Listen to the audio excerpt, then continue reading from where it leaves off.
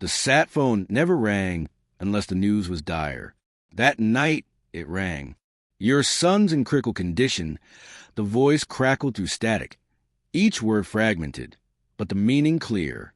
"Your wife's new man, he did this." The doctor lowered his tone, tense and deliberate. He said, "He's not done yet."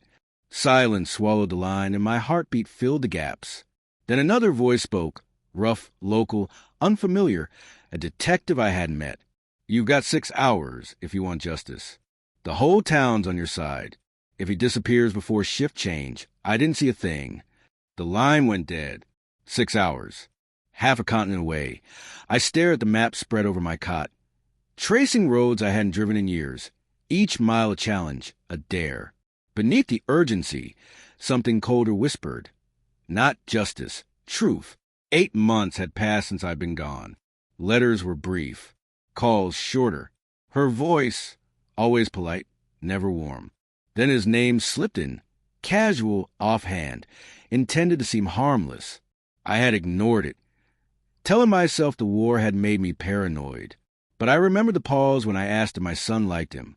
She said, "He's adjusting." Adjusting. Now my boy lay in a hospital bed, tubes running through his chest, from adjusting to critical in under a year.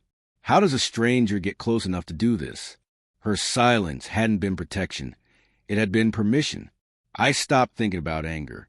Evidence was all that mattered. I landed stateside with 4 hours left. No fanfare, no welcome, just a duffel bag and a mind-calculating problem. The hospital was 20 minutes away, but I didn't go straight there. Instead, I drove past our old street. His truck was parked in my driveway, curtains drawn except for the upstairs light. Her room. I circled once, memorized the plate, then texted a trusted friend still on the force. "Run this."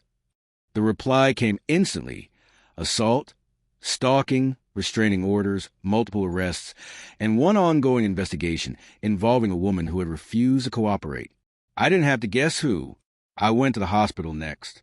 My son lay unconscious, his small hand pale and limp, machines breathing for him. A nurse handed me his belongings. In his jeans pocket, a folded receipt. 2 milkshakes, one small, one large, from yesterday. The name on the card wasn't hers. It was his. That was enough. He had been alone with this man more than once. This betrayal wasn't negligence. It was trust betrayed in the worst way. The detective met me quietly in the parking lot. Off the books. He handed me a thin manila folder. Inside, witness statements. A neighbor saw him grab my son by the collar. Another saw him shove my boy into a truck. And the final proof, a traffic cam photo.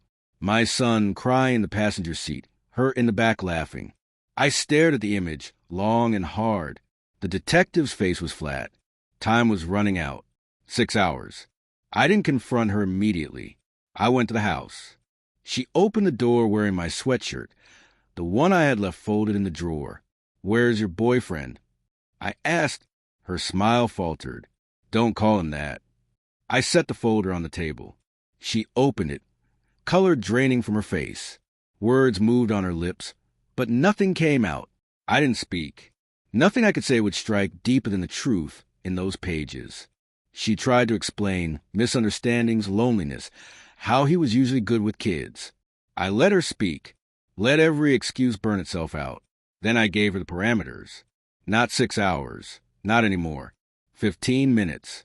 Pack. You're done here. When you walk out that door, you don't come back. Not for him, not for me, not for anything. She didn't believe me at first. That changed when I told her the bank accounts were frozen. The deed transferred, the custody papers ready for my signature. Her eyes widened. "You planned this?" I smiled. From the moment the phone rang, I had. She left with a single suitcase, no destination, and I didn't watch her go. I was already on my way back to the hospital. My son would wake to me, not her. In war, hesitation costs lives. At home, it allows rot to fester. I had cut it out completely. The detective's words echoed in my mind. If he disappears before shift change, I didn't see a thing. I knew where the man was, and now so did the whole town. By morning, one of us would be gone, and it wouldn't be me.